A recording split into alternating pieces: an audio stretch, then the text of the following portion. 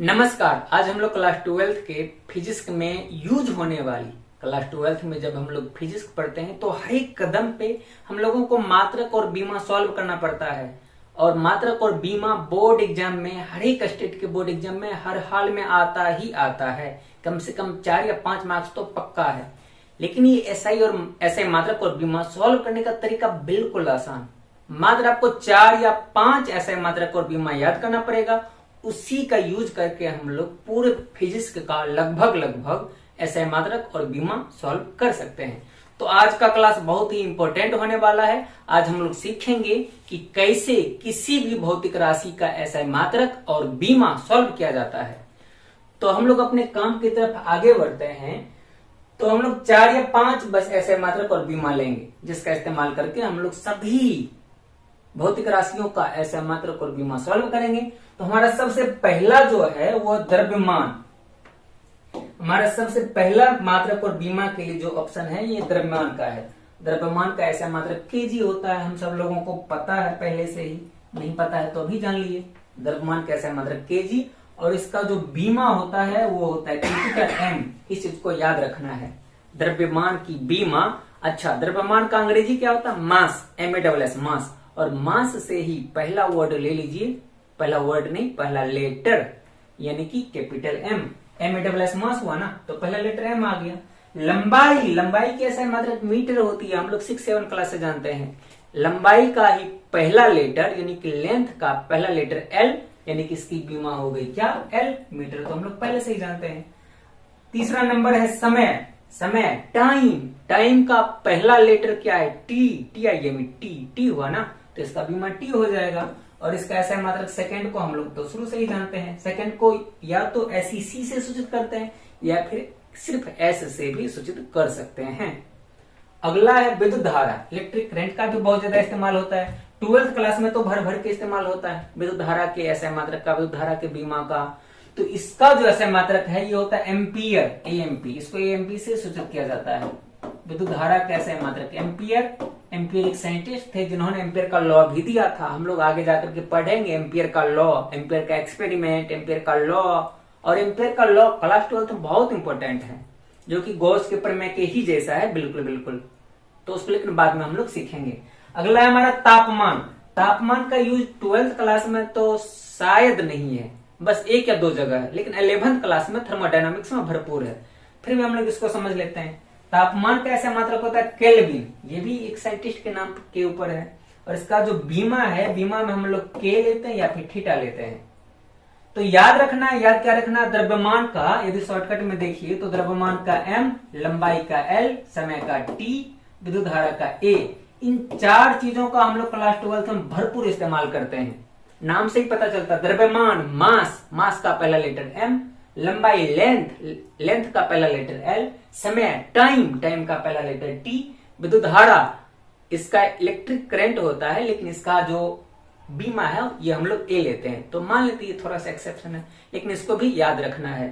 अब हम लोग चलते हैं एक एग्जाम्पल की तरफ, लेकिन उससे पहले आपको इसको स्क्रीनशॉट करना है और नोट भी कर लेना अपने नोटबुक में।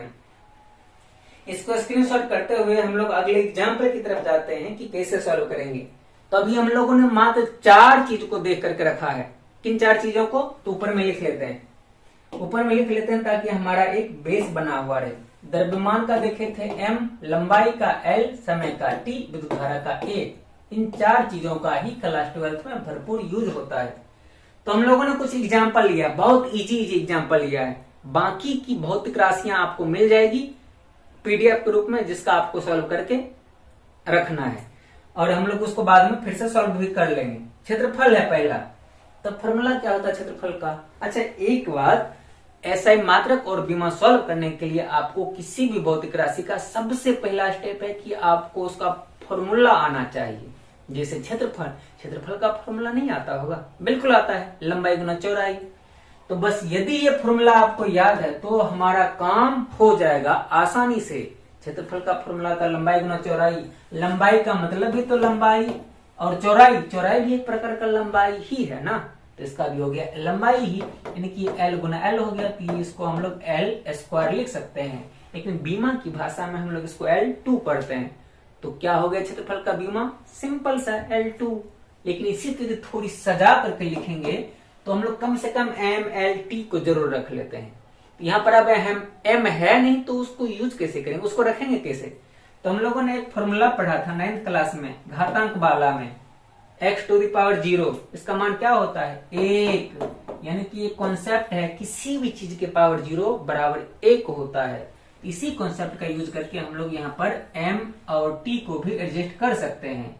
M के पावर में नहीं कुछ है तो 0, L के पावर में तो 2 है, कोई दिक्कत नहीं। T भी नहीं है तो हम लोग इसको T के पावर 0 लिख सकते हैं, और M के पावर 0, T के पावर 0, इन दोनों का मान तो 1 हो जाएगा, और गुना में 1 लिखने से कोई फर्क नहीं पड़ता है। यानी कि फाइनली ये क्या है, सिर्फ और सिर्फ L2 ही बचा।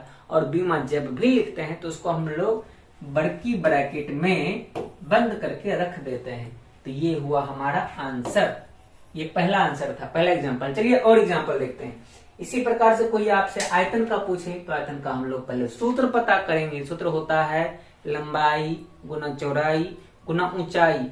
लंबाई चौड़ाई ऊंचाई ये सब के सब तो एक प्रकार से लंबाई ही है, एक प्रकार से दूरी ही है। लंबाई का भी L, चौड़ाई का भी L, ऊंचाई का भी L, यानी कि इसका हो गया L3। और इसको जब हम लोग सजा करके लिखेंगे तो लिख सकते हैं M है नहीं तो 0, L है 3 बार तो 3, T भी नहीं है तो 0। बीमा में ध्यान रखना है यदि कोई चीज नहीं हो तो उसके पावर में हम लोग 0 लिख लेते हैं और इसको बड़की ब्रैकेट से हर हमेशा बंद कर देते हैं। इसी प्रकार से चाल या बेग है। चाल का फॉर्मूला होता है दूरी बटे समय, बेग का विस्थापन बटे समय। दूरी और विस्थापन में थोड़ा सा ये अंतर है, बिल्कुल दूरी अदिश है विस्थापन सदिश है, बाकी कोई अंतर नहीं है। एक्चुअल में है दोनों लंबाई ही। तो दूरी और विस्थापन की बीमा क्या हो जाएगी, ये भी एक प्रकार का लंबाई है तो L बट्टा में समय, समय की बीमा T, तो ये क्या बन गया LT-1। क्लियर है ना।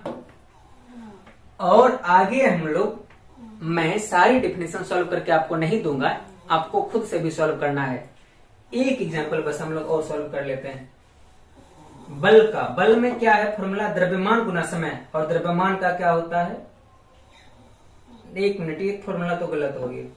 द्रव्यमान गुना त्वरण होता है इसका, द्रव्यमान गुना त्वरण होता है बल का, F बराबर ma। कोई दिक्कत नहीं, इसका सॉल्व कर लेते हैं। कार्य बराबर फॉर्मूला होता है बल गुना विस्थापन, और बल की बीमा आपको याद होनी चाहिए, नहीं याद है तो सॉल्व कर लीजिए इसी प्रकार से। कैसे, तो बल का फॉर्मूला द्रव्यमान गुना त्वरण, द्रव्यमान का M, त्वरण का LT-2, तो ये बल का क्या हो गया MLT-2। तो बल का हो गया MLT-2 गुना विस्थापन। विस्थापन भी एक प्रकार की लंबाई है, एक प्रकार की दूरी है, इसको हम लोग लिख सकते हैं सिर्फ और सिर्फ L। तो यहाँ पर अब क्या बन जाएगा, ये फाइनली हमारा ML 2 बार आ गया तो L2T-2। तो ये हमारा फाइनल आंसर हो गया। तो इसका जल्दी से स्क्रीनशॉट कर लेना है। आज के क्लास में इतना ही, मिलते हैं अगले क्लास में। उम्मीद है आपको SI मात्रक और बीमा सॉल्व करना बिल्कुल अच्छी तरीके से आ गया होगा। हालांकि हम लोगों ने SI मात्रक पर ज्यादा डिस्कशन नहीं किया, SI मात्रक भी इसी प्रकार से निकाला जाता है। जो कुछ भी फॉर्मूला में दिया हुआ है सबका SI मात्रक लिख दीजिए, कैलकुलेशन करके निकाल लीजिए। और बीमा तो हम लोगों ने कुछ एग्जाम्पल भी देख लिया है, तो बीमा आपको कुछ सॉल्व कर लेनी है खुद से। यदि फिर भी नहीं समझ में आए तो आप कमेंट कीजिए, हम आप लोगों के लिए और भी वीडियो बनाएंगे। और यदि ये वीडियो पसंद आती है तो इसे अपने दोस्तों से भी जरूर शेयर करें। धन्यवाद।